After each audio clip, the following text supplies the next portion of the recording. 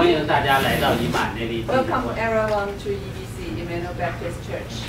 今天我们非常高兴的请到了 Jackie 和 Dan 来做讲座。 Today we are very pleasure to have Jackie and Diane to give us this sharing. 我们这个讲座的系列是为以马内利的老人和社区的老人服务的系列，是由 Pauline Fund 支持的。 Our lecture today is one part of our project designed for our church seniors and community seniors, and we get the support from our church Pauline Fund. Thank you for being with us today. It's my pleasure to be here with you. I know on your way here, you all have questions on top of your mind. You know what we're going to talk about today. So I will spend a few minutes go over the slides in English first and then translate in Chinese. Then I'll introduce Jackie. She will do her sharing. At the end, I will give everyone a quick summary in Chinese, and then we have a Q&A session. First, please allow me to introduce myself. My name is Diane Feng. I'm a financial advisor with Edward Jones. Edward Jones is a full-service wealth management firm that provides holistic financial planning service to clients. And we serve the clients for over 100 years old. And we help clients with their asset accumulation, preservation, and wealth transfer in the most tax-efficient way. So my job as an advisor is to help clients to decide what is important to them and put things in place, do the planning, manage the money, give them retirement income, and think about legacy planning so that you can have peace of mind. So we are like your quarterback and work closely with your lawyers and accountants to implement the right strategies and tools to help you achieve your goal. 大家好，今天就是我简单介绍一下我自己。我叫达燕峰，我是那个 Edward Jones 的，就温哥华岛唯一的华人财务顾问。我们就是服务客户100多年，给客户提供就是量身定制的全套的财务管理方案，包括你的投资、退休、遗产规划。然后就是主要是跟你的律师、会计师一起合作，采用就是所有适当的这个策略和工具，帮您考虑到这个税收的影响，怎么样帮您实现你的目标。So seeing you all sit here reminded me my own parents and grandparents in China. I know you all work hard your whole lives to be where you are today. So I want you to be proud of what you have done and achieved. So I think we should give ourselves a big applause first. I encourage you to think, what legacy do you want to leave to your family and to the community at large that has given you much throughout your lives? There's a little story I want to share. Many decades ago, a group of immigrants came into town here with only $50 in their pockets, looking for opportunities to work, to invest, and to rebuild their lives. Fast forward many decades later, many of these people and their future generations have owned properties, investments, and have been a big contributors to the community. So we can go through maybe easier with the slide. We want to touch on the foundations of modern estate plan first, and then we're gonna look at some common estate planning objectives and some strategies and tools that can help you minimize probate tax and terminal tax, and some common pitfalls, and the end share some real life scenarios. 就是我们今天主要是讲，给大家先过一下，就是21世纪最新的这个遗产规划会包括哪些基本的内容，就大约大家想实现的一些目标，以及一些常见的策略和工具，怎么样来降低，尽量避免一些这个遗嘱认证费用，包括这个就是临终的这个增值税。最后来讲 ，Jack 会给大家分享一些实际的案例。我们现在就看一下 slide. This is like give you a quick framework. The modern estate people probably know already have wills, power of attorney, executor, and when we think about estate plan, it's good to think about other factors like family dynamics. You know, if you have family member to care, and if you have some kids with disability, special needs, and also, how, the business interests you want to pass to your family, like charity donation, or if you have any charity interests you want, leave an impact to some causes that truly, connect to your heart.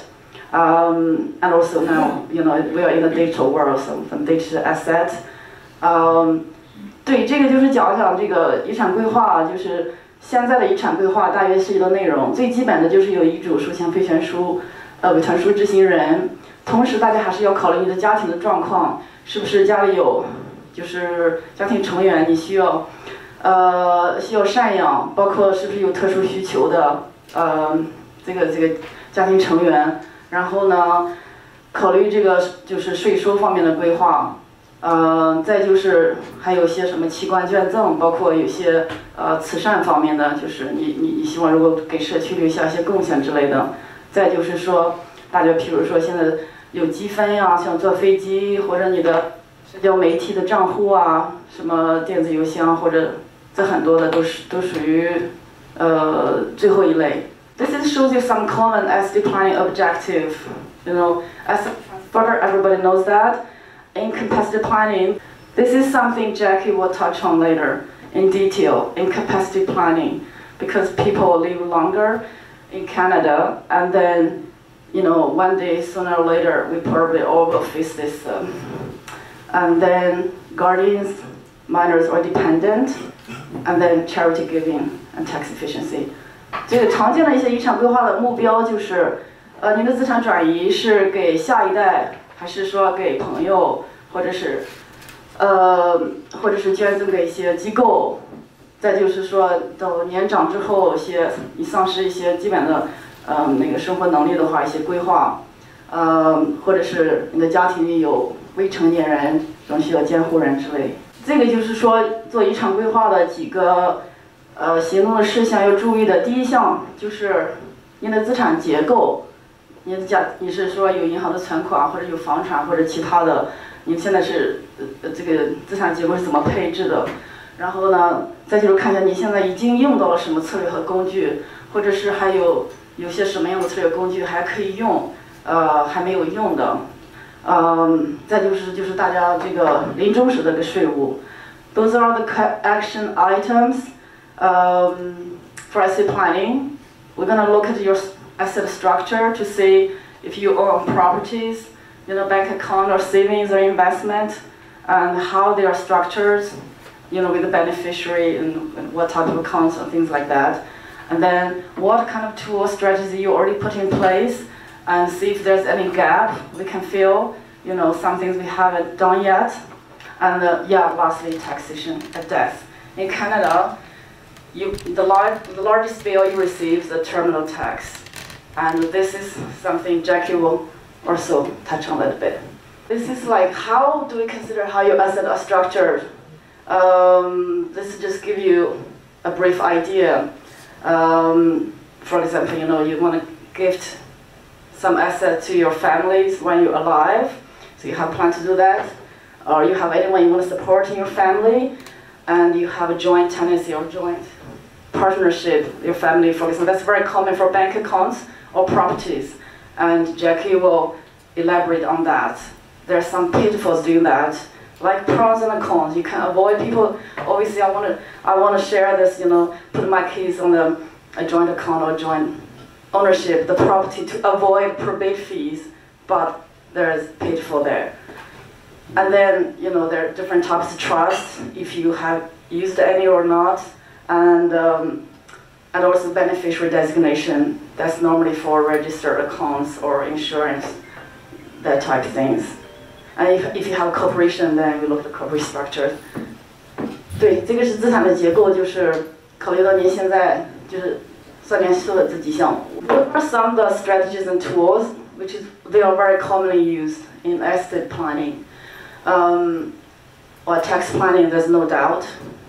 And then probate planning, in BC, when you pass away, your asset will be frozen. So we have to look at what kind of wills you have, and then what asset can go through probate, what doesn't have to. If you have the asset have to go through probate, there's a lengthy process.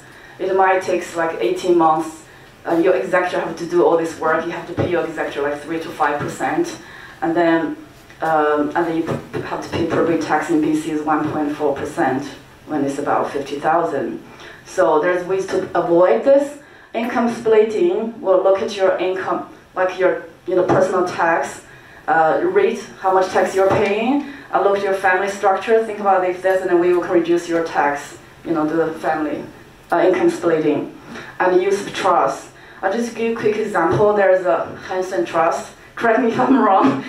If you have family member with disability, and you don't want anything to impact their chances to receive the government allowance, because I did a seminar in the nursing home before. There's a senior resident. He said, "Oh, my son has disability," and I remember the lawyer said, "Okay, then you should consider set up a Hansen Trust.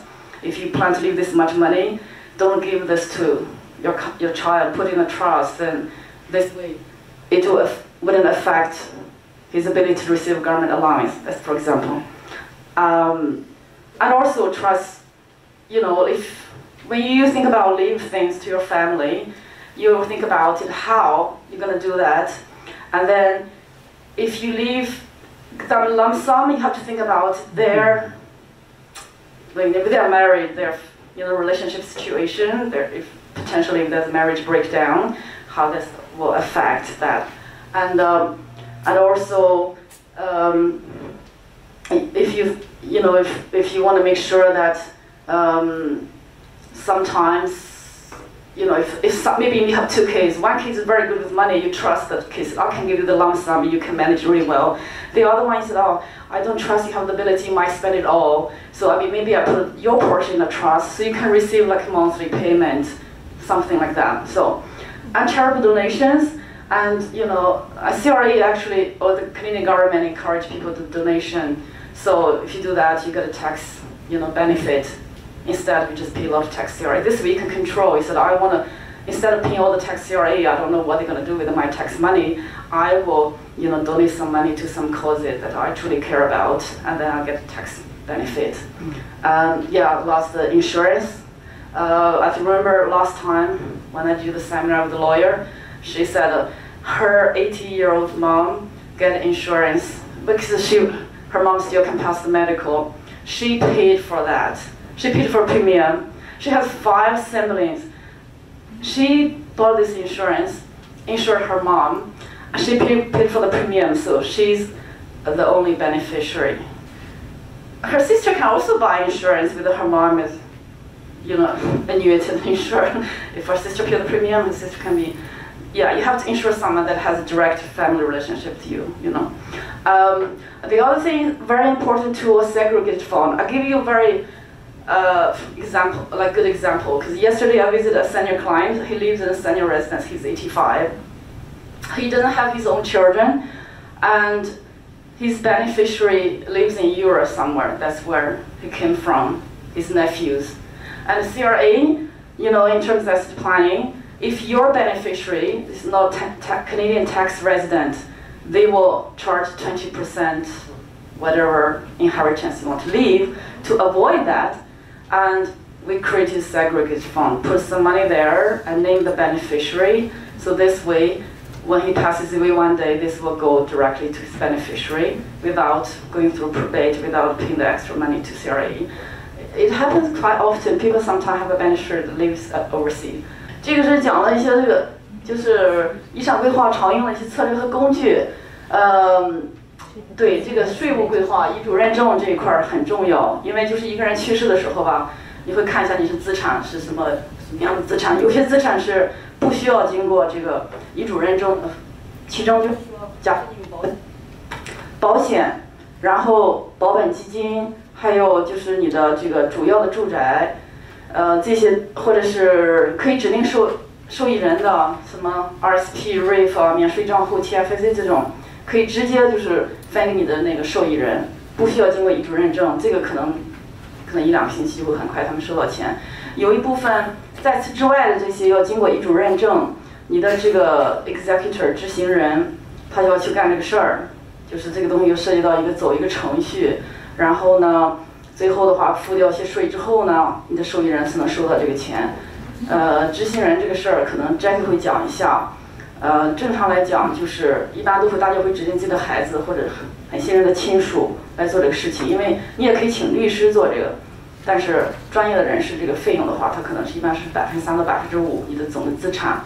所以说做规划的时候，这些都要考虑到。再就是你的收入翻割，就要看你的税。就举个很简单的例子，如果我问一下，假设明天你发生什么意外的话，你知不知道你的遗产的话会交多少税？就是这么一个简单的问题，有这个延伸出来，就可以看一下你是不是用到足够的这好的工具或者策略来避免潜在的一些风险，或者是就是就避免就是交一些不应该交的税。然后再就是做慈善，这个加拿大政府也是鼓励大家做慈善，因为你做慈善，你捐赠的时候，你可以得到一些就是税方面的优惠。人们很多人还是说我支持这个工作，然后我宁愿捐点钱，而不是说一下子钱全交给 CRA 去了，然后他们这个你就管不了了，他去怎么用？所以你有这个权限的，你可以自己做一些捐赠，然后这样子你的个人所得税会少交一点，但是就是你可以支持一些你关心的事业。再就是保险，保险就是很多家庭的话，涉及到这个遗嘱的时候，就是翻遗产的时候，很多时候他们说我有这个房子，我不想你们卖掉，或者有个农场，然后呢，但是这个孩子呢，其实是没有那么多的钱交一些税的。这种情况有的时候，大家会买一些保险，买保险之后，就是这个人去世之后呢，他的孩子会收到一笔钱，他们会用这个钱来付一些就是临终的这个增值税，这个也是很重要的一个工具。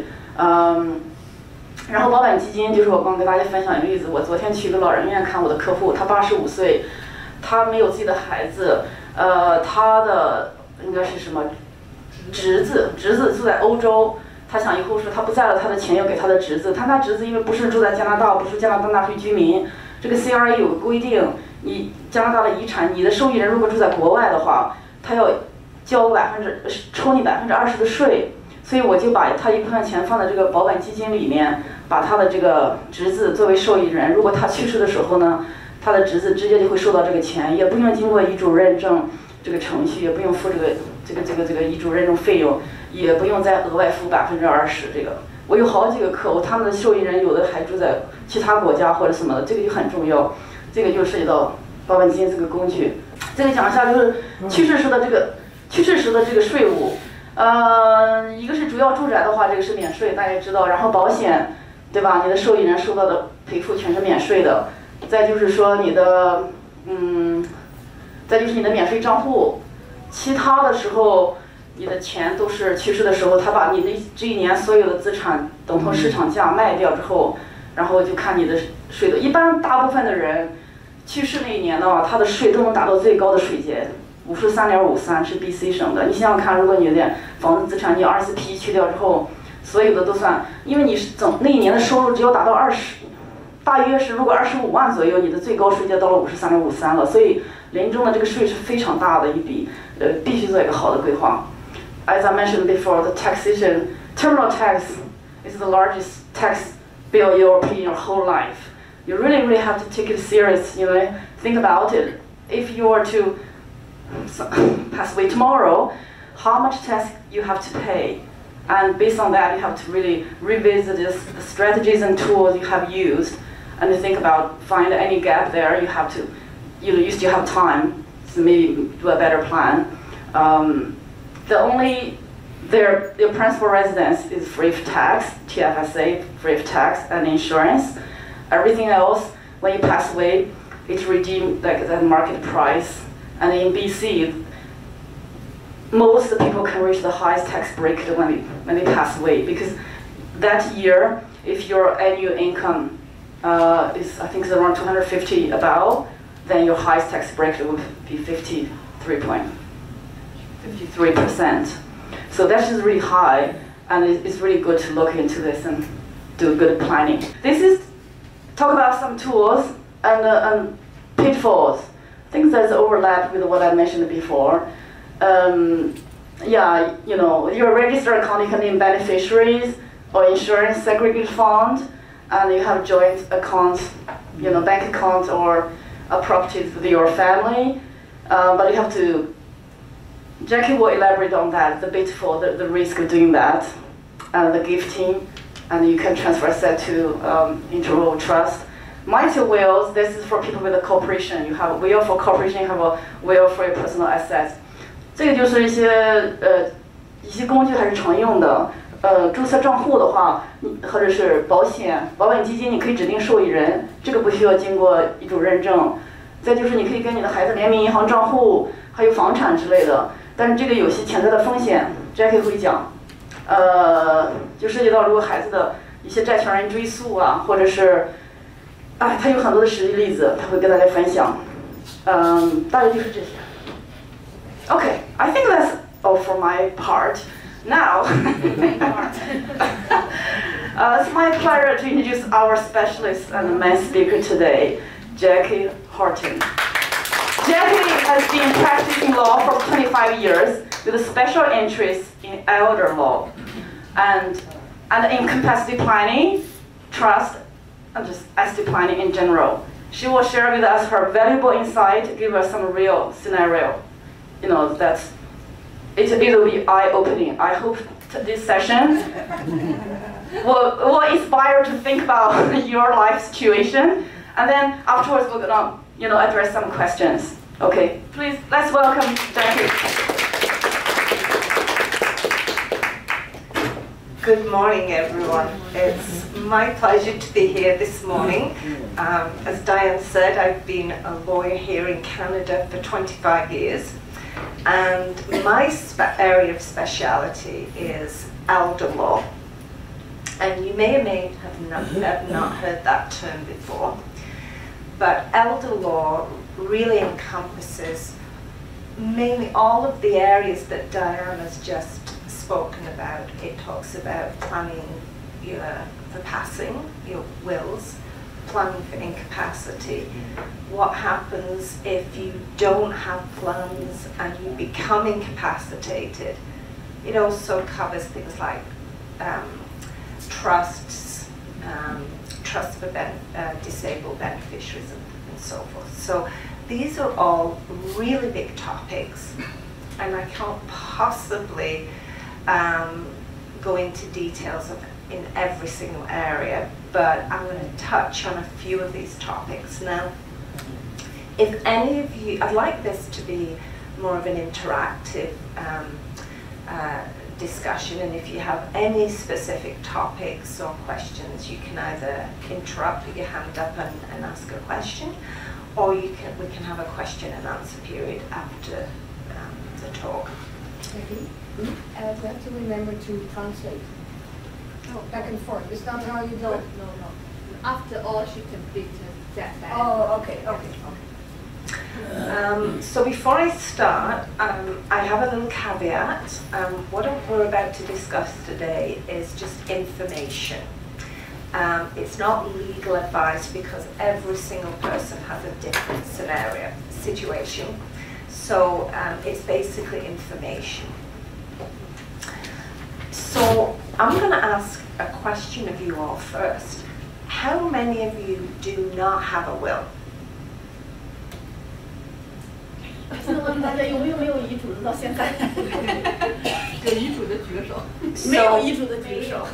没有遗嘱的举手。 So that's wonderful that there's only one person that doesn't have a will, because it is really important to have a will. And if you don't have a will and you pass away, you're leaving your family with a disaster, and it can cause all sorts of problems.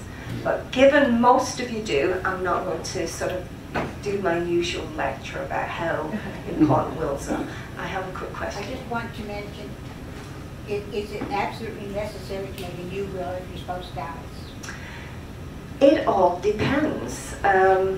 Quite often, when you've got a long marriage, say for instance, you have what we call mirror image wills, which is if you die first, your spouse gets the estate, and if your spouse dies first, you get the estate. And then when, on the death of the survivor, it goes to the children. So in that situation, if your spouse dies, it's not really necessary. But it really depends on your situation. Now, that actually leads me to a topic that is part of planning for incapacity and also when you pass. But it also leads into the issue of blended families. And we're seeing more and more estate litigation because of blended families. And this is an area, it is a big topic, but I'm just going to touch a little bit on my experience with when I quite often will have family members come in to see me where there's a problem. And the typical scenario is I have adult children, and this happened to me earlier this week. It's very, very common. Adult children will come in, and the scenario this week was there was 4 adult children of a gentleman. He divorced his first wife 25, 30 years ago. And he had 4 children from his first marriage. He remarried, and they put all of the assets into joint tenancy, which meant that the wife was the beneficiary of all of the family assets. And that has the effect of disinheriting the 4 adult children from a previous marriage. And quite often this leads into litigation, which is very, very expensive. It fractures entire families. So quite often when I'm doing wills for people, especially if it is a second marriage and there's children from both sides, it's really important that we get the estate planning right to avoid potential challenges down the road. So that's one aspect of what I do when I'm planning, when I'm doing an estate planning for people, is look at their situation. How can we structure the estate planning so that it doesn't matter which spouse dies first, we don't disinherit children from previous marriages. So there's lots of tools that we can do. We can do mutual wills, which says that whoever dies first, it goes to the survivor, and when on the death of the survivor, all of the children share in the estate. And a mutual will agreement is it's like a contract between them, which says the survivor of them cannot change their will. So both of them are reassured that their children will eventually benefit, and the surviving spouse doesn't have the ability to change their wills. So that's a sort of overview of that topic. One of the main areas that I deal with is not just planning for death, it's planning for incapacity. And this has become a huge issue, especially because we have an aging population and people are living well into their 80s and 90s, and the incidence of dementia and Alzheimer's is increasing. And if people don't plan for incapacity and they lose their capacity, then we have to go through a whole process called committeeship, which is adult guardianship, and a guardian is appointed by the court. So the type of incapacity planning that I do is powers of attorney. That is the most important document for people as they age, to plan for someone to be able to look after their finances if they lose their capacity. Excuse me, I'm just going to have a little sip of water here.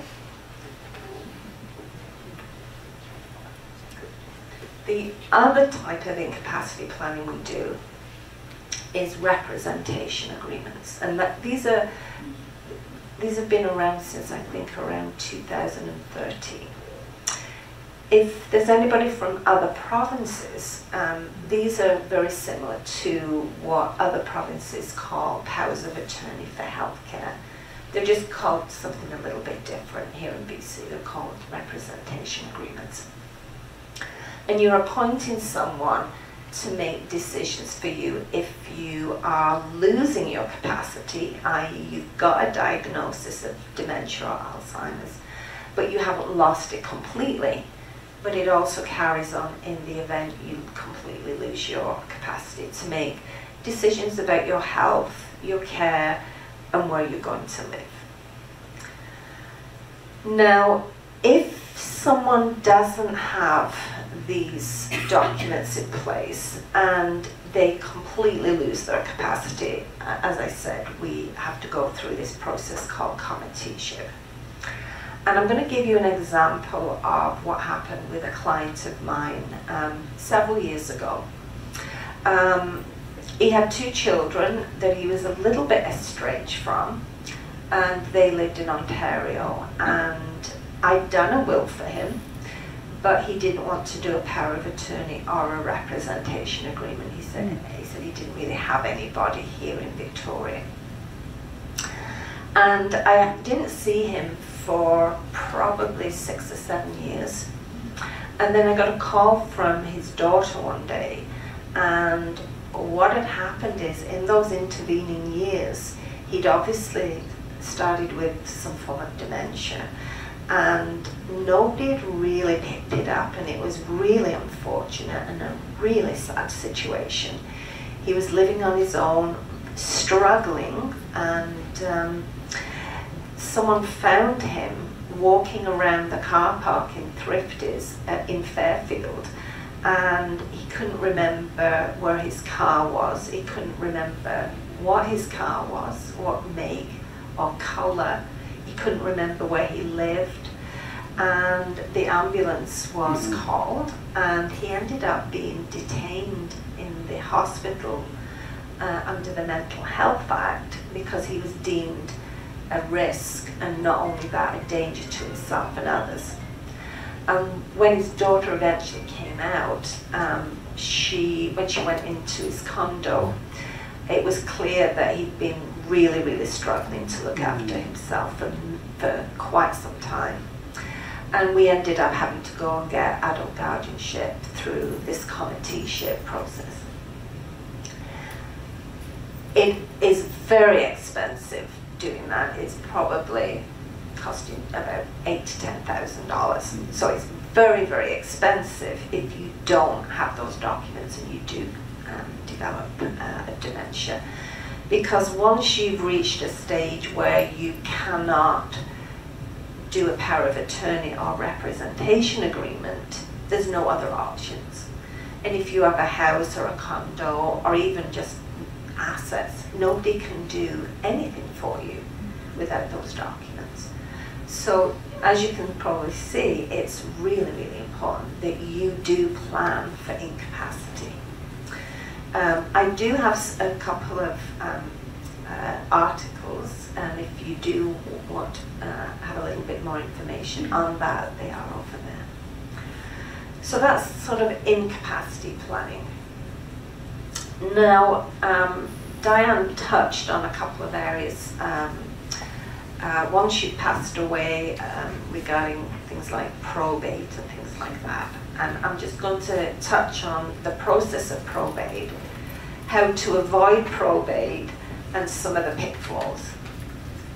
So anybody with assets above $25,000, you have to go through this process of probate.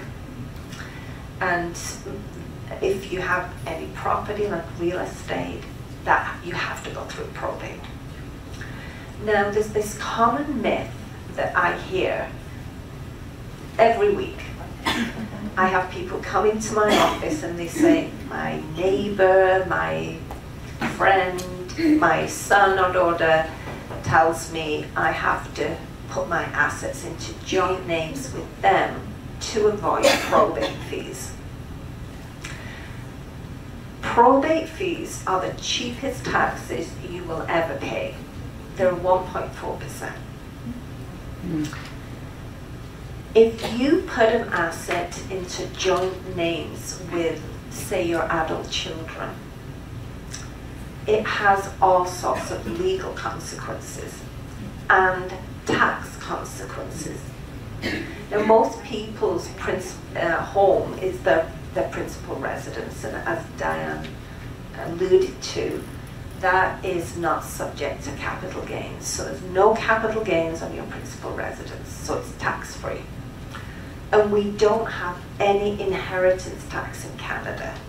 Unlike other countries like the UK, when you die in the UK, your estate is subject to 40% inheritance tax. We don't have that here. You pay tax on other assets on the gain, not the entire asset. So if you have an asset, say an investment that was worth $100,000 10 years ago, and on your death it's worth $120,000, you pay tax on the $20,000 gain at your marginal tax rate.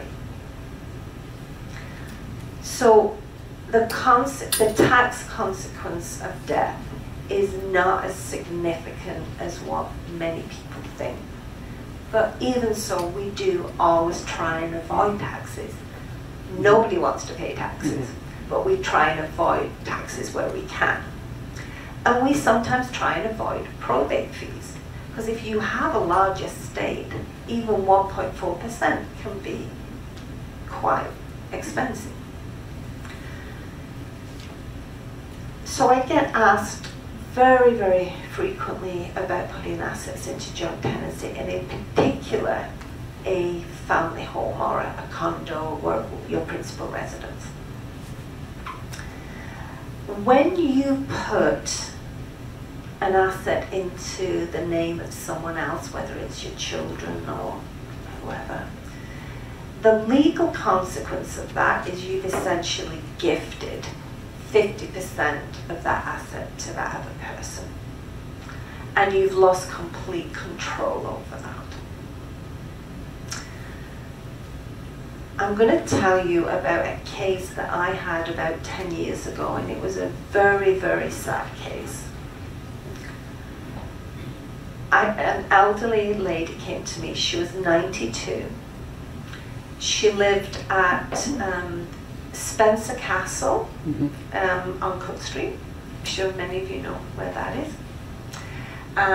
She'd had 2 children, a son and a daughter, and the daughter had predeceased her, and the daughter had 2 children. And in her will, she had changed her will so that her son would get 50% of her estate, and her 2 grandchildren would share 50% of her estate, because that was essentially the daughter's share of her estate. So the son, who lived in Fort St. John, and I don't know if everybody knows where that is, but it's way up north. I know. He lived in Fort St. John, and he had a bit of knowledge about some legal issues, and he persuaded her, because he put the fear in her that she would have all these taxes and probate fees to pay when she died. He persuaded her to put the condo into joint tenancy and all of her savings and assets into joint tenancy with him.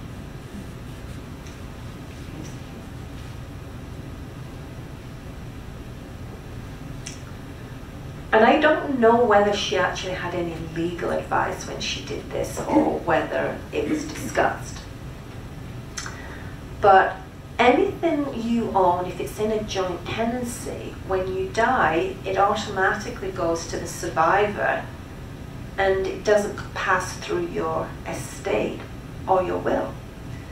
And so these 2 steps that she did inadvertently cut out her 2 grandchildren.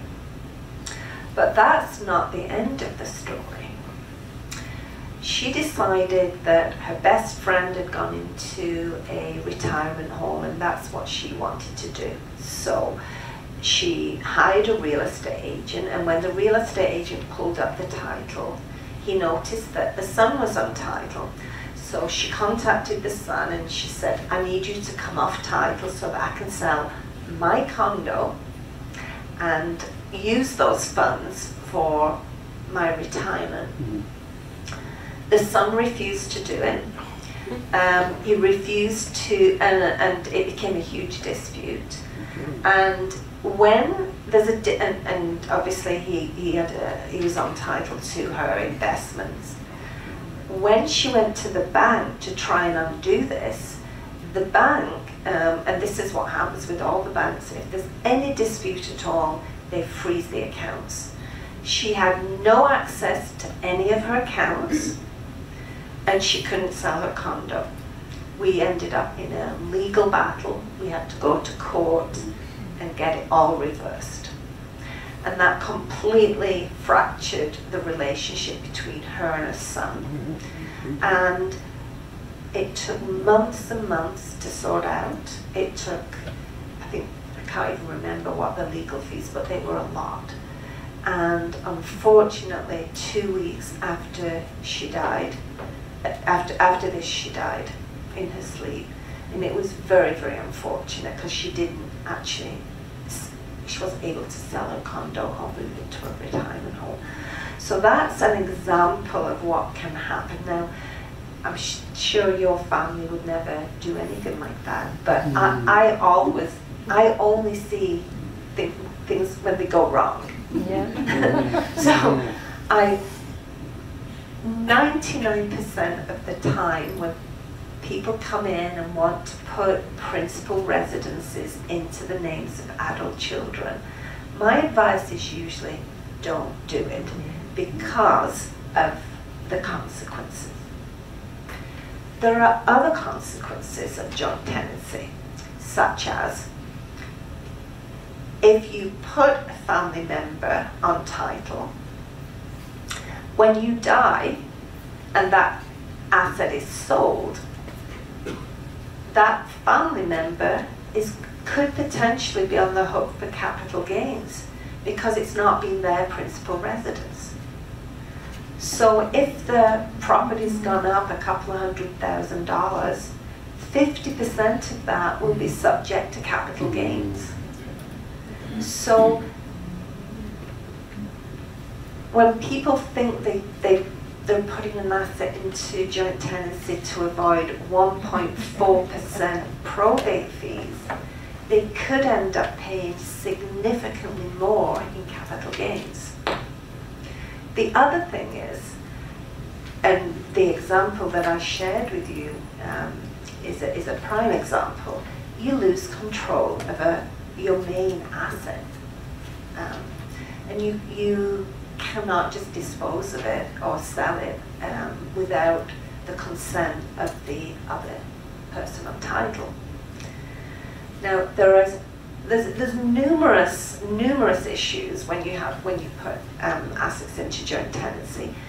If your adult child is married and there is a separation, that asset could be clawed into their family assets and be subject to division. So as you can see, there's a lot of legal consequences and financial consequences of putting your assets into joint tenancy that most people don't fully understand. Now, there are some instances where I would say, yes, do that. And I've done that when someone's come in to me and said, I've been diagnosed with a terminal illness, it's incurable, I don't expect to live more than 6 months, I want to put my affairs in order so that it's streamlined for my family, we can avoid probate fees. In that situation, it's completely appropriate to do that. But most of the time, it's probably not appropriate. Similarly with investments as well, the same principles apply with investments. You're basically gifting 50% of your asset to one or more of your children before you die. And what I've seen, and again, I always see things when things are not good or where they've gone wrong. I had an elderly lady, and she'd been a client of mine for a very long time. Her husband died, and she had to go into a nursing home. And I was aware of her estate, and she sold her property, and she put all of her assets into joint tenancy with her kids. And I think she had an estate of in excess of $4 million. And her kids, do you remember Obey Lodge? Obey? She could have more than afforded to have lived in a very nice care facility. She did need care. She had dementia at this point. She needed to be in a residential care facility. But she ended up in Obey Lodge because her kids didn't want to spend the money on her care. I was appalled, but I had no ability to do anything or say anything. So it's really important when you are thinking about the rest of your life, forget about when you die, but the rest of your life, what's going to happen if you need care? Who's going to take care of you? Who do you trust to make those decisions?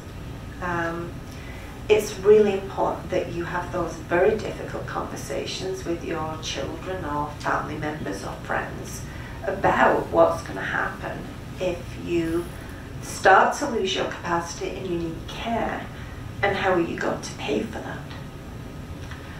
Now, I'm involved quite often with clients of mine where we have to place them in care facilities. And when I'm I'm quite often a power of attorney and a representative for clients that have no family. And it's those people who don't have any family that are the most vulnerable, because they don't have an advocate for them and they don't have anybody to take care of them. So when I'm acting either as a power of attorney or a representative, I always look at the family dynamics, obviously the net worth of the person. If they've only got a net worth of $200,000, they're not going to be able to afford really expensive long-term care facilities that are private. But if they've got significant wealth and they don't have children, we have to consider beneficiaries in wills. If they don't have children, they should be able to go into a facility that meets all their needs, not just the cheapest possible place. Currently, if you need long-term care and you can't afford private care, there are a couple of options. There can be in-home help, which is not even remotely adequate. The government sometimes provides up to 20 hours a week, but that is the absolute maximum number of hours you can have care. Resources are very, very thin, and not everybody will get adequate care at home. Long-term care facilities, currently they will charge you 80% of your income. And that's where I see, people with fairly reasonable assets wanting to go into long-term care that's government funded rather than private care. There is such a chronic shortage of long-term care beds that are government subsidized that it's at least a 2-year waiting list. they take the most needed people. There's a priority as to who needs it the most. I foresee a time when, because there is not enough care beds and there's not enough resources on the community, I can see a time when the government will change their policy, and it won't be just on your income, it will be on your assets. And that's what's happened in England. If you have assets, you have to use your own assets for private care rather than government subsidized care. And I can see that that's going to come in here because there's just not enough beds, there's not enough resources, and we still have an aging population. In 20 years, the number of elderly people over 80 is going to be double what it is now. So we don't have enough resources for our elderly people now. In 20 years, when I'm there, it's not going to be good. So it's really important that you, when you're looking at planning for your future, you're also looking at planning for your care, making sure that you have enough resources and you don't put assets into joint tenancies that you may have difficulty getting back. So that sort of is a summary of the topic of incapacity planning and you know, the situation if you do lose your capacity and what can happen. Now, Diane touched on a couple of other topics. One is if you have, say, a disabled adult child and you want to ensure that that disabled adult child is adequately provided for on your passing. And as you probably know, an adult who's on disability benefits the benefits are absolutely minimal. They live in poverty basically. Currently the government will allow that person to receive around $16,000 a year without them cutting off their benefits, which is not very much. Anything over that, they get cut off their benefits. What we quite often do when we're planning someone's will, if they have a disabled child, we have what we call a testamentary trust in the will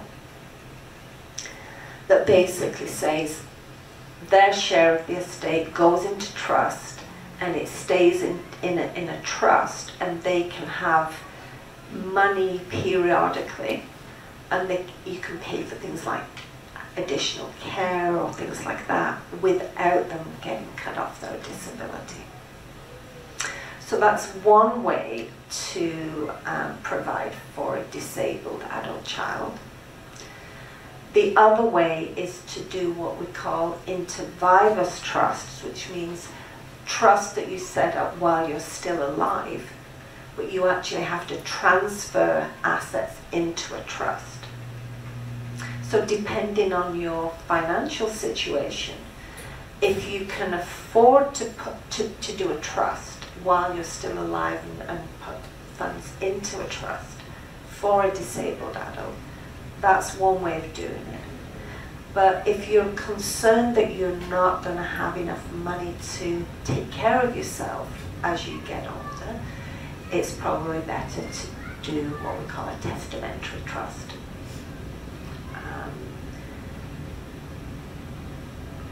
To set up an inter vivus trust, it is quite expensive. It's about $4,000 to $5,000, whereas you can set up a testamentary trust in a will. Currently, the cost of wills that I'm doing, it's $350 for a will, and $200 for a power of attorney. So they're not very expensive. As I alluded to earlier, if you don't do this incapacity planning and we have to go through this court process, committeeship's about $10,000. And it can all be, it can be avoided by a power of attorney. And that's what I try to discuss with my clients when they come in and they're saying, well, you know, what do you recommend? I usually say, the most important document is the power of attorney. The representation agreements are, if you have a spouse and children, the doctors quite often will defer to family anyway if there's any decisions about medical care. But you don't absolutely have to have a representation agreement, but a power of attorney is absolutely essential. What are the topics for us? What else do we? Is there any specific questions up to now, or anything that you'd like me to discuss? How about you take a little break? I will just translate. Okay. Yeah, and if you have any Chinese, and then we so give them some time. So if you feel a little bit shy about speaking out or asking a question in front of everyone, jot a question down and hand it up to me, and I'll deal with it that way.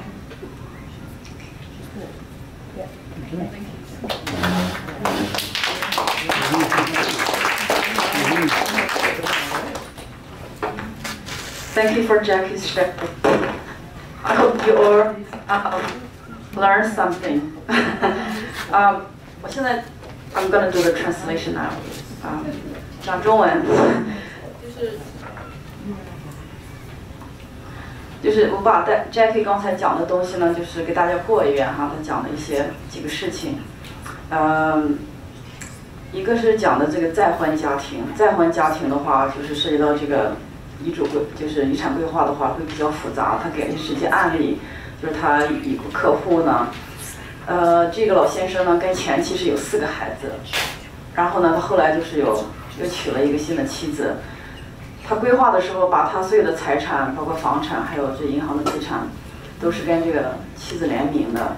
然后呢，他去世之后呢，所以他的4个孩子什么都没分到。后来这个就是要打官司走法庭，就非常昂贵这个费用。就是当时可能就是也没有做很详细的规划。还有就是这边有一位嘉宾问了一个问题，说如果他的这个配偶去世之后，他已经有遗嘱了，配偶去世之后要不要再重新做一个？简单来讲，如果这个遗嘱当时做得很详细的话，不需要再重新做一个，他可以帮你看一下。再一个就是这个花了很多时间讲的这个，就是你失去行动能力之后这规划，就是涉及到遗嘱规划吧。大家通常来讲就会想到说，我这个是有什么资产可以留给我的家人或者什么，但实际上他说在加拿大还有一块你也要考虑你自己，因为人的寿命越来越长，可能到时候过20年之后平均年龄可能就达到100岁了，所以说呢，你首先得确定你自己的规划，就是你的资产，先要保证自己的生活到余生活得有尊严。然后他就讲了几个例子啊。我给大家分享一下，一个例子就是，有一位客户呢，就是当时他也没有做遗嘱，没有这个委托人，就做这个文件。其实做一个遗嘱或委托人也不是很贵，做一个这个他才350块钱。然后呢，这有一个客人他。这个老人就是慢慢的就是有这个老年痴呆的前期症状，但是家人很多时候呢，如果不细心观察，你会看不出来。他前期的话不是很明显，然后呢，就有一天这个老太太在停车场里边就找不到自己的车了，她也记不得她车的颜色，她就突然然后呢，后来人就叫了救护车把她送到医院里面去，医院就把她放在就是有点像是这种精神病科吧，就觉得她这个症状不光是对她自己可能。就不安全，不能自己出行，还就可能对周围的人会有一些影响。然后呢，就是说，他女儿也到医院里面去，但是就是因为他之前这些文件什么都没做，涉及到如果要转到一些那个特殊的护理这个地方，他也没有钱付，所以就是非常麻烦。然后这个东西就要交给政府，因为没有这些文件的话，政府会介入说他怎么做制定，这个非常漫长，影响这个后果就挺严重的。还有呢，就是讲了一个例子，就是大家通用的一个方式，就是说要联名银行账户或联名房产，就是为了说我去世之后吧，我的孩子直接就收到这个钱了，也不用经过遗嘱认证，也不用等上个1年2年的。他接触了很多这个例子哈，我分享一下。有一个92岁的这个，这就是一个老太太吧，她有2个孩子，一个儿子一个女儿。她女儿是比她先去世，女儿留下2个外孙，所以她的遗嘱里当时写的是，她去世之后，她儿子一半，她2个外孙就递她女儿的名嘛，也是拿一半的财产。但她这个儿子呢，就花了很多时间做他妈的工作呀。哎呀，说你要是啥不那个，你得给我联名啊，银行账户还能房产，不然以后交很多税。这个老太太可能也不懂，当时也没有寻求一些专业人的帮助，就同意了。然后呢，做了这个事情之后呢，这个事情的后果就是说，如果这个老太太去世之后呢，这个所有的遗产都是他儿子那边，这2个外孙是一分拿不到的。这是一个最重要的是，到有一天，后来这个老太太一个朋友，进了一个老人院吧，就是那种独立的老人院。他去看了以后，他觉得生活也挺好的。他说我也不想一个人住，我也想去，但是他的房子要卖掉才能付这个钱嘛。然后他儿子就不同意他卖，那么他儿子有的名，他儿子不同意，他就不能卖这个，所以说就没办法。但他去银行取钱吧，一旦后来就找到 Jackie， 因为他儿子不同意卖钱，你得把他的名字先除掉才能卖，这就是有打官司吧。然后呢，去银行的时候，现在取点钱，有银行说，因为你一旦打官司的话，你的银行账户都会冻结的，所以他身上1分钱都没有，房子也不能卖。Jackie 帮他打官司，这个官司后来打赢了。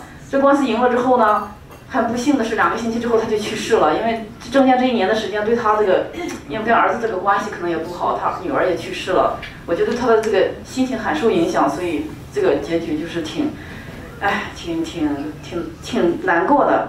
所以就是说，整体上来讲 ，Jackie 的意思，尤其是主要住宅，因为你可能是有一个房子自己的主要住宅，这个去世的时候是没有增值税的，你可能还有投资房，尤其是主要住宅，绝对不要跟孩子联名，因为你联名，尤其是一个可能你这孩子万一还有别的房子，那么你卖了之后，他这部分还要上税，还有就是你的儿子万一是以后他的婚姻出意外的话，这个钱可能就算是婚内财还要被分。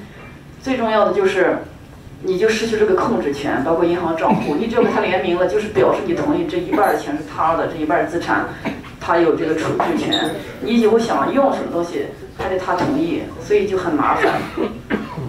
看一下还有，再就是，对他还是讲的就是有一个老人，就是他有几个孩子，这个老人资产整体加起来可能有400万，挺多的。他后来去了奥克贝那边，有个就是现在不在了，一个很普通的一个老人院，条件比较简陋。他后来得老年痴呆之后呢，他想去好一点的地方，然后呢，这孩子不想舍得花钱，因为好的这个老人院比较贵嘛，这种私立的条件好，所以这老太太一直在那个地方，后来一直到去世，就是因为他之前呢活着，之前有的孩子就说，哎，你都为了省税啊，都跟联名就行了，你去世之后我们这就拿到钱了，也不用。所以他的意思是为了避免这个遗嘱认证费只有1.4%这个费用，这个后果呢，就是可能，当然希望这个事情不会发生任何人的家庭身上，但是这个事情是经常有的，他接触的都是这种案例，因为大家都是有问题才找他嘛，所以呢，他就是说，再就是讲一下，就是这个长期护理在这边，有一种是就是政府，算是政府有这个补助的一个，还有一个纯私人的肯定条件好一点。政府补助的这种的话，就是属于低收入的吧，其中这种老人，这种是等候得等2年，然后还有，所以呢，就是因为这个原因，如果你就是生活的想有尊严一点，做着规划的时候呢，要想的长远一点，不能光想着怎么样把所有的东西就留给孩子，或者是为了少交点税啊什么的。就像他分享一些案例，很多时候其实可能因为你年纪越大的话，其实家庭成员间哈有很多时候，就像他举的一个例子。就是现在很多年轻人买房子买不起嘛，父母就想帮助孩子，说好吧，把你孩子放到我的联名这儿，万一有一天我去世，自然就成了你的房子。他举了一个例子，然后这个老人就是他儿子儿媳搬到他大房子里去，开始呢他们儿子儿媳住在地下室，后来呢他们就让老太太到地下室，然后他们家人搬在楼上。后来这个老人后来又生病，就是什么时候，然后呢他们就觉得。就想把老人送出去，但是没有送到好的老人养老院，就送那种就是公立的，就很便宜的那种设施，非常，而且因为他是联名嘛，这老太太如果想要钱的话，她卖不掉，因为这儿子不同意，这个结果就是说，这个老人会在一个公立的条件很简陋的老人院里度过余生。这个房子等他去世的时候，自动的到他儿子儿媳妇这边了，因为他跟他儿媳也合不来。所以这个结局还是挺悲凉的，你知道吗？就是，所以最重要的是这遗产规划呢，就是反正我们一般跟律师、会计师合作很紧密的时候，就是确认您活着的时候、在世的时候哈，这个你的主动权啊，不管是房产还是什么银行的这些储蓄，不要轻易的交出去。然后你得有可控制权，当然你会做一些规划，就是万一出什么意外的时候吧。然后呢，你就是有些税啊，该交的少交一点，什么可以避免的。但是不是说就简简单单直接把联名，然后是失去控制权的。你到时候你身体不健康，你老的时候你就很被动，真的就要看孩子，或者甚至很多时候孩子的伴侣他们是怎么，就是你就是很被动的，就是你想卖也卖不掉，你取钱也取不出来。然后他的助理是一位中国人。很有经验的，在国内是有律师牌照什么的，到了这边因为没有考律师，但是也是非常所以说他也是中国客户。你们如果是感兴趣，想跟他多了解一些，或者以后可能有需要的话，他的名片我都可以留一下，我的名片里有我的手机，您跟我联系，我到时候可以把你就是介绍给他的助理，你这样子就是他可以给你翻译，就是你有什么情况直接，因为他们在一个办公室里边，然后呢确实，而且他的收费是非常合理的。因为我现在接触很多律师，做一套遗嘱，一个就是遗嘱加上那个委托人加那个就是 representative 这一套总共才750块钱，正常情况都是1000多块钱。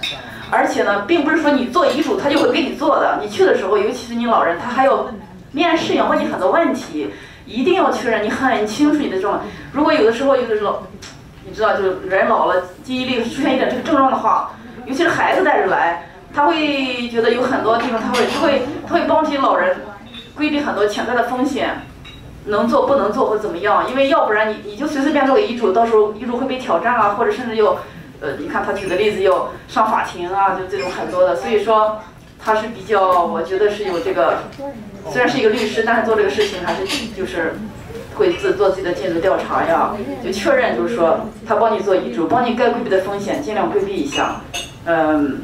对。Thank you all for coming, but mostly thank you so much to Jackie and to Diane. And you spent 2 hours with us. We probably could use another 2 hours, but we have to limit the time, of course. But thank you. Your information was invaluable. I think for most of us, we've heard stories that we haven't heard before and are happy to be aware of now. And we really appreciate your time. And yeah, thank you all for coming.